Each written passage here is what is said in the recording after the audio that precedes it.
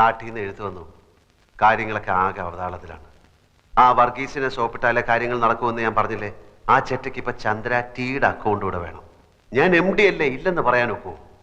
രണ്ടും കൽപ്പിച്ച് ഞാനും കൊടുക്കാൻ പോവാണ്. അതുകൊണ്ട് കമ്പനിക്ക് എന്ത് പറ്റുമെന്ന് എനിക്കറിയാൻ പാടില്ല.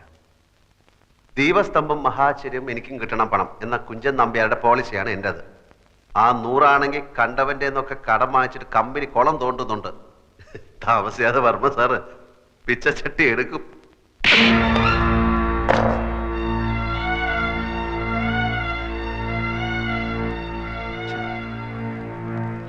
ചന്ദ്ര കൈയടക്കി, ചന്ദ്ര കൈയടക്കി, ചന്ദ്രയുടെ കൈയടക്കി, ചന്ദ്രയുടെ കൈയടക്കി, ഡോക്ടർ മേനോൻ, ചന്ദ്ര കൈയടക്കി, ചന്ദ്ര കൈയടക്കി, ചന്ദ്ര, ചന്ദ്രയുടെ കൈയടക്കി, ഡോക്ടർ മേനോൻ അവിടെ. ഡോക്ടർ, ചന്ദ്ര കൈയടക്കി, ചന്ദ്രയുടെ കൈ അനങ്ങി.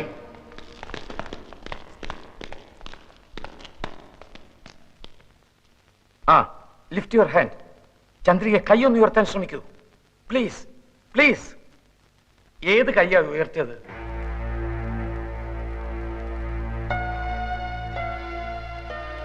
റൈറ്റ് ഹാൻഡ്, വലത്തെ കൈ. Please, please make an attempt at least. മോളെ, ആ കൈ വീണ്ടും ഒന്ന് ഉയർത്താൻ നോക്കൂ. Please, please try. എപ്പോഴാ കൈ ഉയർത്തിയത്? ഞങ്ങൾ സംസാരിച്ചുകൊണ്ടിരുന്നപ്പോ.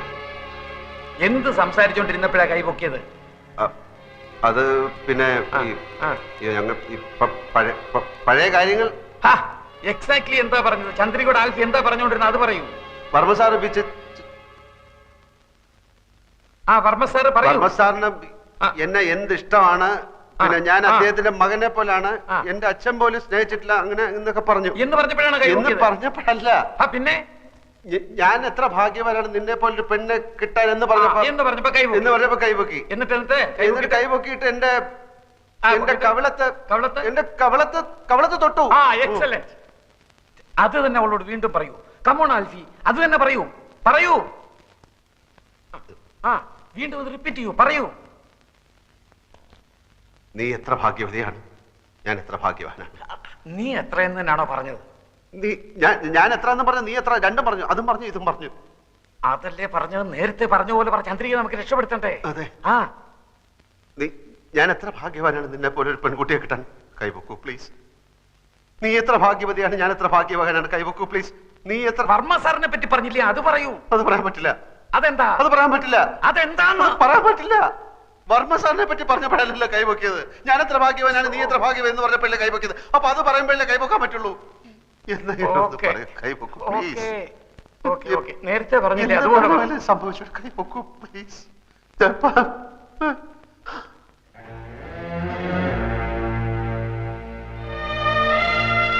സോറി, ഏതോ ഒരു ഇമോഷണൽ മൂഡിലായിരിക്കും കൈ ഉയർത്തി. ആ ഇമോഷനിലേക്ക് തിരിച്ചു വരുന്നില്ല. ഇനിയിപ്പോ കാത്തിരിക്കുക നിവൃത്തിയുള്ളൂ. എങ്കിലും പ്രതീക്ഷയ്ക്ക് വക കൂടിയിട്ടുണ്ട്. ഞാൻ പറഞ്ഞില്ലേ, ഇനിയല്ല ആൽഫിയുടെ കയ്യില.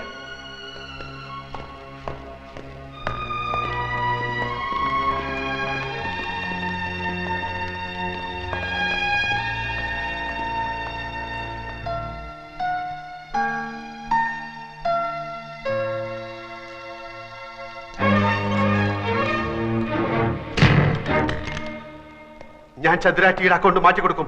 ഞാൻ 100 അക്കൗണ്ട് നിന്റെ ഓഫീസ് കുളം തോണ്ടിപ്പിക്കും. ഞാൻ പിന്നെ പിന്നെ പിന്നെ അവിടെ കിടക്കുന്ന സാധനവും മേശയും കസേരയും ഒക്കെ എടുത്ത് വിൽക്കും.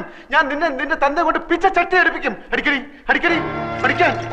എടി ഞാൻ ആൽഫി കൂൽഫി വന്നത് ഞാൻ അപ്പുകൊണ്ട. നിനക്കറിയാം, ഞാൻ നിന്റെ ആൾക്കാരെ ഒക്കെ പറ്റിച്ച്, ഞാൻ ആ ഏണി പെണ്ണിനെ പറ്റിച്ച് നിന്റെ സ്വത്ത് മുഴുവൻ ഞാൻ അടിച്ചെടുത്തോണ്ടു. എന്നെ അടിക്കടി. നീ നിന്റെ തന്തയും തേണ്ടി കുത്തുവാള എടുത്ത് വഴി നിൽക്കുമ്പോൾ ഞാൻ കണ്ട ഭാവം കാണിക്കില്ല. അടിക്കടി. നിനക്ക് ചുണ ഉണ്ടെങ്കിൽ അടിക്കടി. നിനക്ക് ധൈര്യം ഉണ്ടെങ്കിൽ എന്റെ കണ്ണക്കുറിക്ക് അടിക്കടി അടിക്കടി അടിക്കാൻ.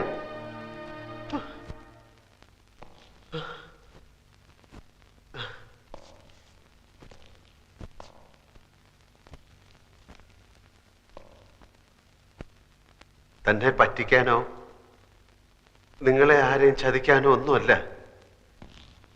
എന്റെ ഗതികേട് കൊണ്ടാണ് ഞാൻ ഈ നാടകം കളിക്കുന്നത്.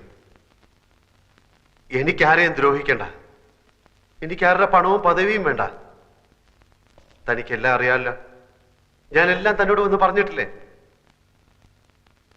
തന്റെ കയ്യോ കാലോ ഒന്ന് അനങ്ങിക്കിട്ടിയാൽ തന്നെ രക്ഷപ്പെടുത്താനാവുമെന്ന് ഡോക്ടർ പറഞ്ഞുകൊണ്ടാണ് ഞാൻ.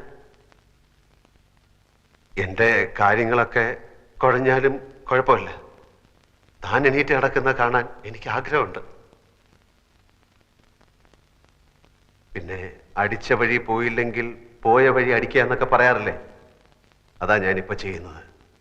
ഇത്തിരി കടന്ന കയ്യാന്ന് എനിക്കറിയാം, വേറെ വഴിയില്ലാത്തതുകൊണ്ട്.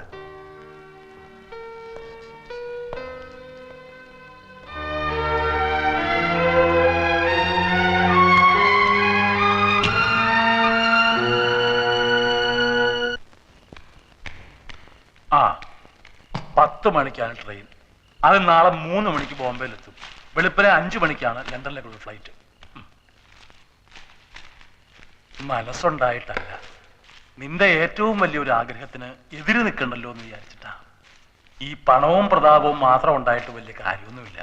വയസ്സുകാലത്ത് കുട്ടികൾ കൂടെ ഉണ്ടാവണം, അതാ ഏറ്റവും വലിയ കാര്യം. 3 കൊല്ലത്തെ കാര്യല്ലേ ഉള്ളൂ. അത് കഴിഞ്ഞാ ഞാൻ ഇങ്ങോട്ട് തന്നെയല്ലേ വരിക. അത് ഞങ്ങളോടല്ല പറയേണ്ടത്. ദേ വിങ്ങി പൊട്ടി ഒരുത്തും പുറത്ത് നിപ്പുണ്ട്, അവനെ ഒന്ന് സമാധാനിപ്പിച്ചിട്ട് പോ.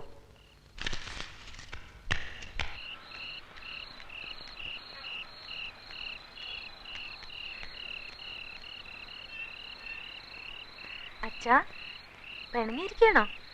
ഞാൻ പണിയാൻ നിനക്കെന്താ? നിനക്ക് ഇംഗ്ലണ്ടിൽ പോകുന്നതല്ലേ വലിയ കാര്യം. ദേ ഇങ്ങോട്ട് നോക്കിയേ.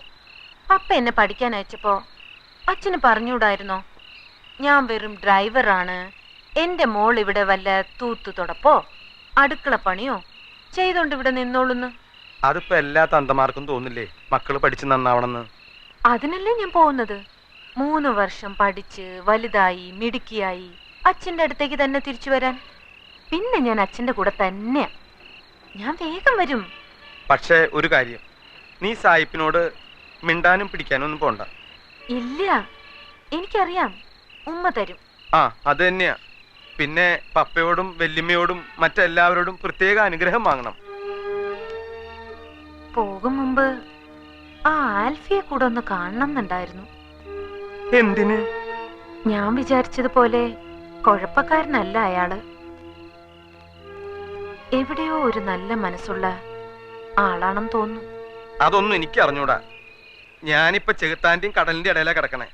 ഏതായാലും നാളെ നീ അങ്ങോട്ട് പറക്കല്ലേ. അവിടെ എന്നെ പോലുള്ള ഒരാൾക്ക് എന്തെങ്കിലും പണി കിട്ടുമെന്ന് നീ ഒന്ന് തിരക്കി വെച്ചോ. ഇവിടത്തെ പണി എത്ര നാളുണ്ടാവും എനിക്കറിയില്ല. ആ പിന്നെ ഞാൻ കാലത്ത് പോകും മുമ്പ് അയാളെ കാണാൻ പറ്റുമെന്ന് തോന്നുന്നില്ല. അച്ഛൻ ഈ എഴുത്തൊന്ന് അയാളെ കൊടുത്തേക്കോ? എന്താ സമ്മതം കിട്ടിയോ? കിട്ടി. അതേതായാലും നന്നായി. ഇല്ലെങ്കിൽ നീ പോയാൽ ഇയാളിനെ പ്രായി കൊന്നേനെ. കോണ്ടസാ റിപ്പയർ അല്ലേ? അവക്ക് രാവിലെ പോകാൻ ടാക്സി അറേഞ്ച് ചെയ്യണം. ഇപ്പൊ തന്നെ എന്റെ ആവി പോയാനെ. ദാ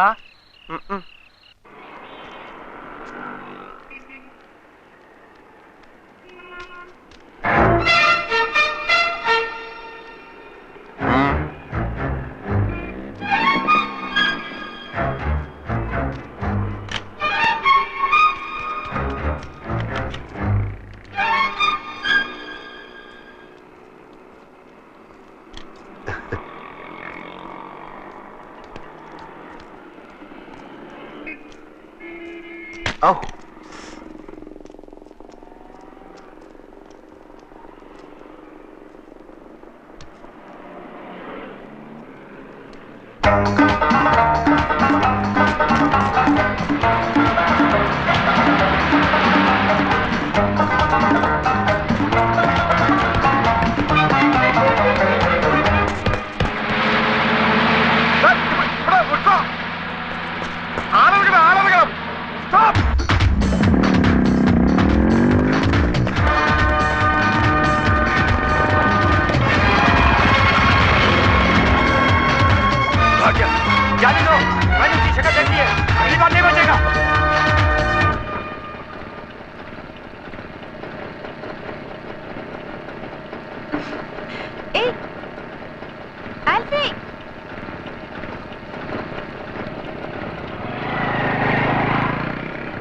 भैया उस मोटरसाइकिल के पीछे जाओ प्लीज, जाओ। रेलवे स्टेशन नहीं जाना? नहीं, उससे कुछ जरूरी बात करनी है। चलो चलो।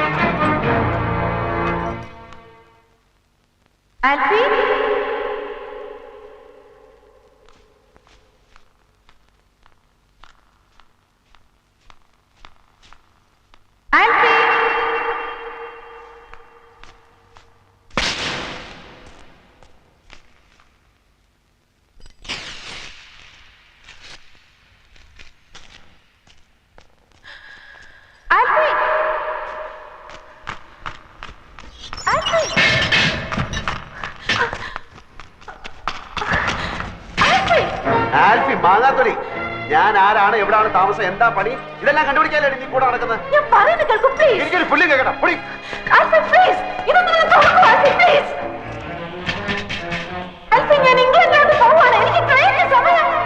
പിന്നെ ഇംഗ്ലണ്ടിലോട്ട് ട്രെയിനിലല്ലേ പോണേ? കുറെ നാളായിട്ട് ഞാൻ കേൾക്കുന്നു നീ പോന്നോന്ന്. ഇനി അത് പറഞ്ഞ് നീ എന്നെ പറ്റിക്കണ്ട. ഒരു CBI വന്നിരിക്കുന്നു, അവിടെ കിടക്ക ഒരു പട്ടി നിന്നെ തുറന്നുവില്ല.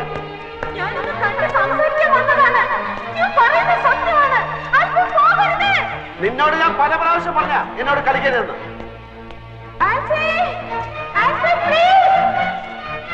എന്റെ കാര്യങ്ങളൊക്കെ ശരിയാവാൻ കുറെ ദിവസം എടുക്കും. അത് കഴിഞ്ഞിട്ട് നീ പുറത്തിറങ്ങിയാ മതി. അതുവരെ തിന്നാനും കുടിക്കാനും ഉള്ളതൊക്കെ ഞാൻ ഇവിടെ എത്തിക്കാം. 100 കള്ളം പറഞ്ഞാ ഞാൻ ജീവിക്കുന്നത്. അതിനിടെ നീ എവിടാന്നൊരു കള്ളം കൂടെ ഞാൻ പറഞ്ഞോളാം.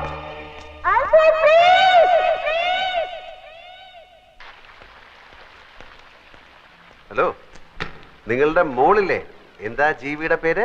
ലേഹ. അവള് പോയി. എങ്ങോട്ട്? അവള് ഇംഗ്ലണ്ടിൽ പോയി. കാലത്തെ ട്രെയിനിൽ ബോംബെക്ക്. വെളുപ്പിന് അവിടുന്ന് ഫ്ലൈറ്റ് ഉണ്ട്. മറ്റന്നാ അവിടെ എത്തിച്ചേരണമെന്ന ലാസ്റ്റ് ഡേറ്റാ. നിനക്ക് സമാധാനായില്ലേ? ഇനി അവളെ കൊണ്ടൊരു ശല്യം നിനക്കുണ്ടാവില്ല. പിന്നെ അവള് നിന്നെ അന്വേഷിച്ചു. പോകുന്നതിന് മുമ്പ് നിന്നെ കണ്ടെന്തോ പറയണമെന്ന് പറഞ്ഞു. സാധിക്കാത്തതുകൊണ്ട് ദാ ഈ കത്ത് തന്നു.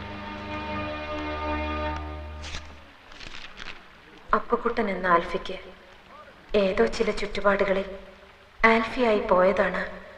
ചില നിവൃത്തികേടുകൾ കൊണ്ട് ആൽഫിയായി തുടരുകയാണ്. അത്രയും എനിക്ക് മനസ്സിലായി. ചന്ദ്രയോട് സംസാരിച്ചത് ഞാൻ കേട്ടു. പിന്നെ അപ്പു ഒരിക്കലും ചന്ദ്രയെയോ ചന്ദ്രയുടെ കുടുംബത്തെയോ ഉപദ്രവിക്കില്ലെന്നും അപ്പുവിന് വലിയൊരു മനസ്സുണ്ടെന്നും കൂടി ഞാൻ കണ്ടു, അറിഞ്ഞു. എന്നെ കൊണ്ടുണ്ടായ ഉപദ്രവങ്ങൾക്ക് മാപ്പ്. എല്ലാം കഴിഞ്ഞ് എവിടേക്കെങ്കിലും പോകുമ്പോൾ ആരോടെങ്കിലും എവിടെ ഉണ്ടാവും എന്നൊന്ന് പറഞ്ഞിട്ട് പോണം. ഞാൻ മടങ്ങി വരുമ്പോൾ എനിക്കൊന്ന് വന്ന് കാണാനാ. വെറുതെ. ഒരിക്കൽ കൂടി മാപ്പ്.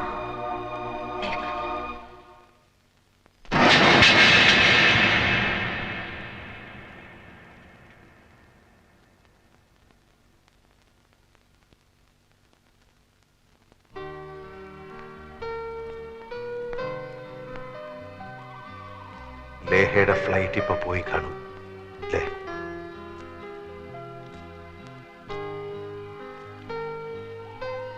അറിയാം. വലിയൊരു മോഹവും അതോടൊപ്പം പോയി. ഞാനൊരു ഒന്നാന്തരം കള്ളനാണ്. അന്തസ്സും ആഭിജാത്യമുള്ള ഒരു കുടുംബത്തിലാണ് പിറന്നത്. പിന്നെ ഇങ്ങനായിപ്പോയി. ജീവിക്കാൻ വേണ്ടി ചെറിയൊരു കള്ളം പറഞ്ഞാ തുടങ്ങിയത്. പിന്നത് പിടിച്ചു നിർത്താൻ വേറെന്ന്, പിന്നത് പൊളിയാതിരിക്കാൻ വേറെന്ന്. അങ്ങനെ കള്ളത്തരങ്ങളുടെ ഒരു കൂമ്പാരത്തിന്റെ മുകളിലാണ് ഞാനിപ്പോൾ നിൽക്കുന്നത്.